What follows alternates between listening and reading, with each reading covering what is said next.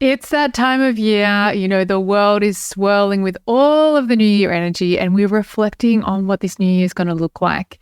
And I always like to take the time to really reflect on what my big goal is. And warning, this is going to sound a little bit lofty, but stick with me, okay? Because I'm also all about the real world action steps to get to those lofty heights.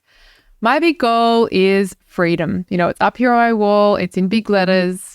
This is looking like time freedom, location freedom, and financial freedom. What does that really look like in reality, though? These things here for me, this time freedom is about choosing what I do with my time, my most precious resource. It's about choosing what work I do, what I get to create with my time, how I get to spend my time, and who I get to spend my time with as well. Location freedom, thinking about, the fact that I've got two families, one in Italy, one in Australia.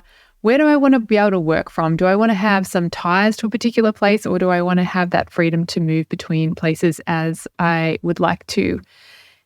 And financial freedom, obviously, this is something that is a huge aspiration for a lot of people, being able to choose and have that financial freedom to be able to choose the things that you would like to do with your time and have the resources to be able to do those things as well.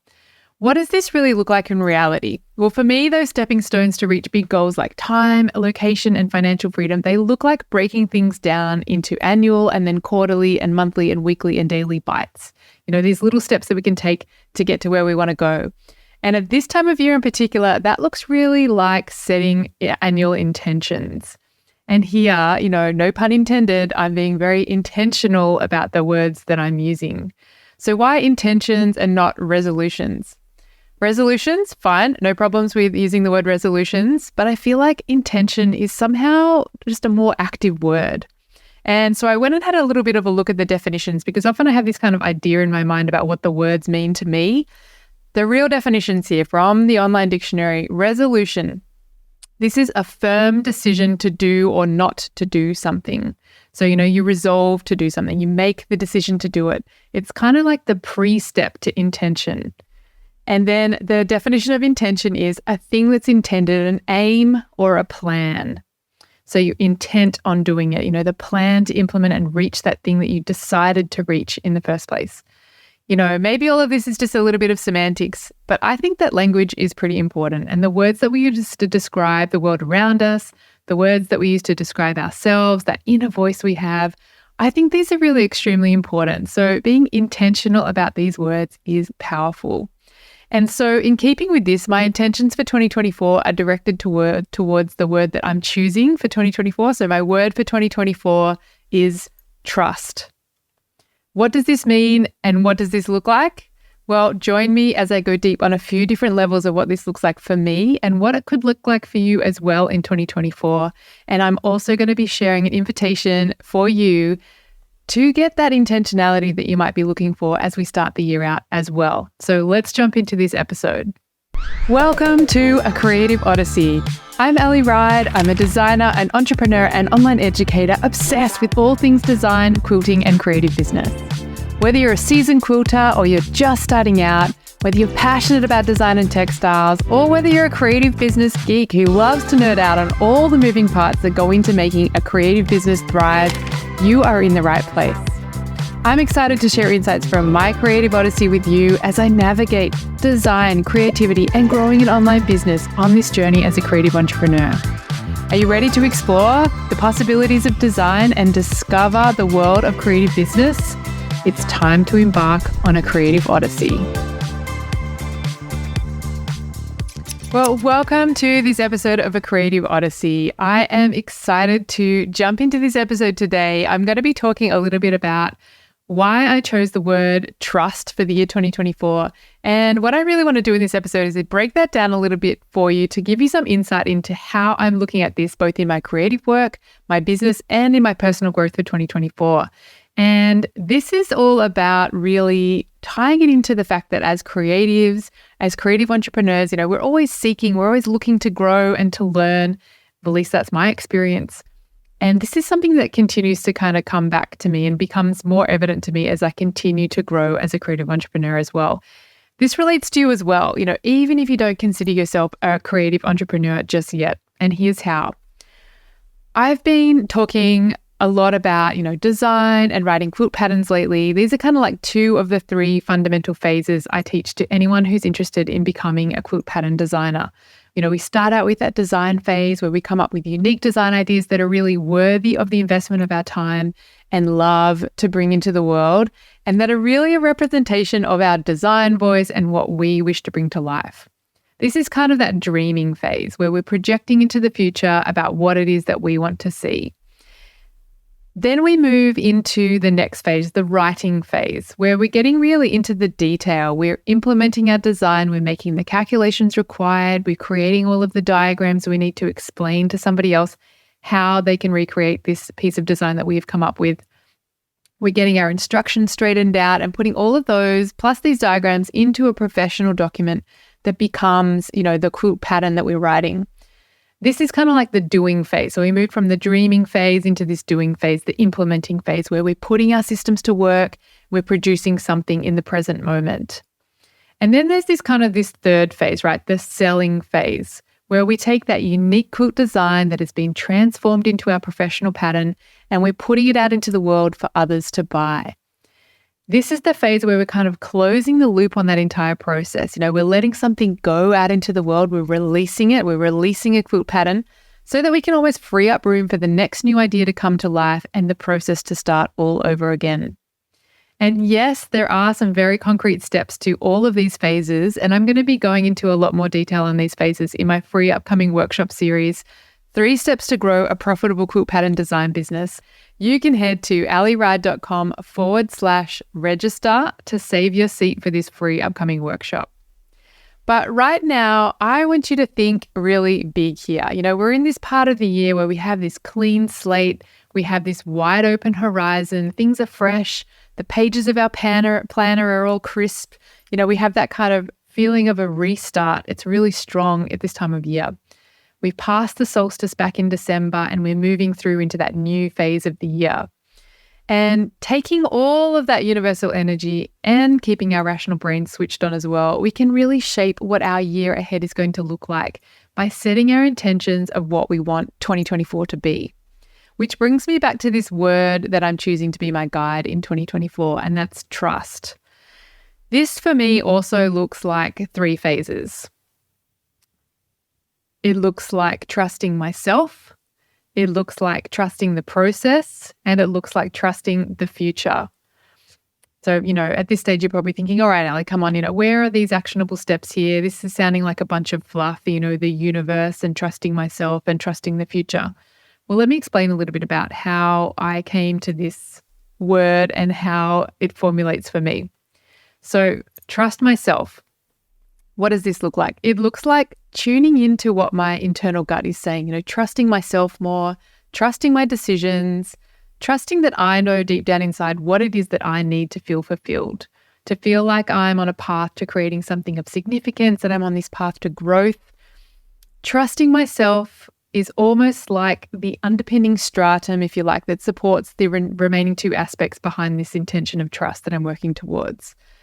For you, this might look like trusting that you are going to have some incredible creative ideas this year.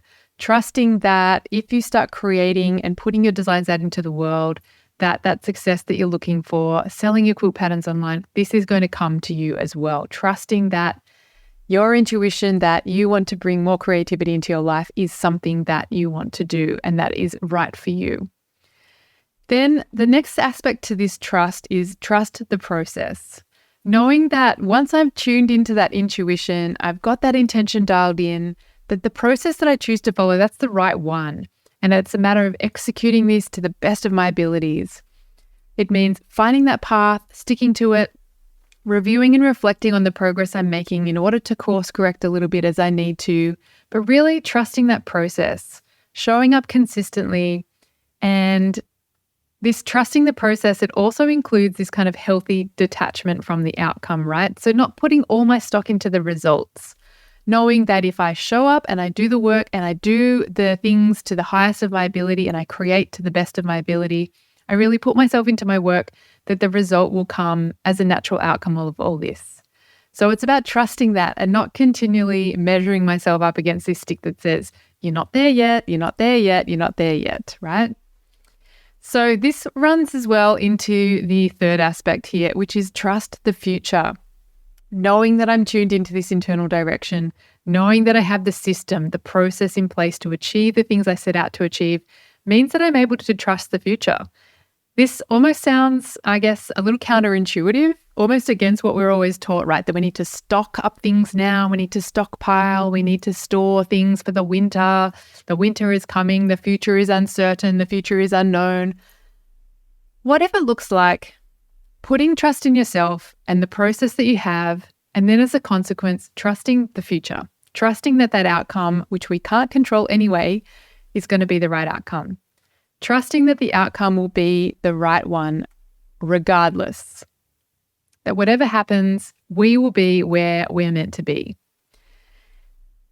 Something that I often share with my students is a quote from Nelson Mandela, which I truly think is something powerful. And I know sometimes it's a bit trite to share famous quotes and, people bandy them about quite willy-nilly.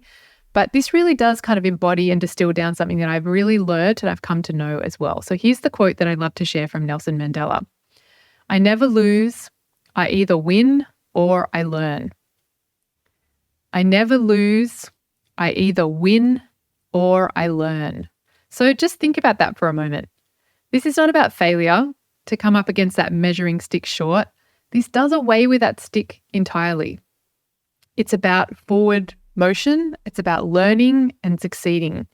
And I don't think this is a platitude that fits our times, of the participation medals for everybody type of society that sometimes we can find ourselves in. I really think that this is a fundamental truth. Learning is at the core of everything that I do. Learning is at the core of everything that I do. It is the key to progress. And if you want to make a change in your life, then educating yourself on how you can change that situation you're in, that is absolutely the first step to take. This is why I'm really interested in creating incredible learning experiences for all of my students. I truly believe that learning is that first step on the path towards doing the things you dream of doing. Figure out how and then do it. Learn how and do it. So kind of to come back here to our path of design, write and sell quilt patterns, the phase where most people balk is either before they even start, so they don't take that plunge to get started in the first place, they don't step into that learning phase, or it's in that sell phase where that fear of sharing your work with the world really gets hyper-focused and you find all manner of ways of avoiding doing the things that you set out to do, which is to release your quilt pattern to the world and to start selling it. How can you turn those amazing quilt designs and professional PDF patterns into a thriving online venture? If you're serious about starting to grow a creative business with your quilt patterns, then after that designing, after that writing of the quilt pattern, you've got to do the selling, right? Here's the deal.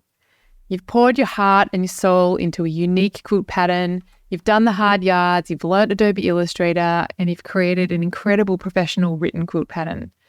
But now there's that tricky part, finding a way to share and to sell your patterns online. And you're not alone in this struggle. Let's talk about the solution a little bit here. Embracing the online world, growing an email list, getting your tech set up to sell, these are all parts of that solution. And while you might be thinking, wait, what? I don't even know the first thing about that. I've got you. I am going to be running my free workshop series, 3 Steps to a Profitable Quilt Pattern Design Business very soon. And if you are ready to make 2024 the year that ignites your future as a quilt pattern designer, then make sure you come and join me for this free event. You can head to aliryde.com/register to save your spot. So where is all of the intentionality in this? Where's that trust? Well, like I said, we're kind of at the beginning of this new phase here. We're at the beginning of a new year. It's that time to resolve, to make that decision to act. To make that idea you've had, that little voice that says, hey, becoming a quilt pattern designer or becoming a creative entrepreneur, this is something that I'm interested in. This is something that I'd like to learn about. In my intuition, in my own inner voice, I can hear this something that's saying to me, it's time to make that decision. This is something that you should move towards. Then it's about making that real. It's about getting intentional, planning to act. And part of that plan can look like joining me for this workshop series that I'm going to be sharing. This is about trusting yourself. It's about trusting the process and it's about trusting the future, which is why trust is my word for 2024. I'm going to be sharing more about this throughout the year. So if you're not already subscribed to the podcast, make sure you hit like and subscribe wherever you're tuning in so you can be sure to get notified of new episodes, which come out every Sunday. In the meantime, make sure you head over to aliryde.com/register and take that first step towards a fulfilling 2024 with intention. And join me for my free workshop series, which is designed to get you on that path to becoming a successful quilt pattern designer. Trust yourself, trust the process, trust the future. Make that intentional step right now to make 2024 the year that you become what you would like to become. I really look forward to seeing you again soon. Thanks for joining me here in this episode, and I'll see you very shortly. Bye for now.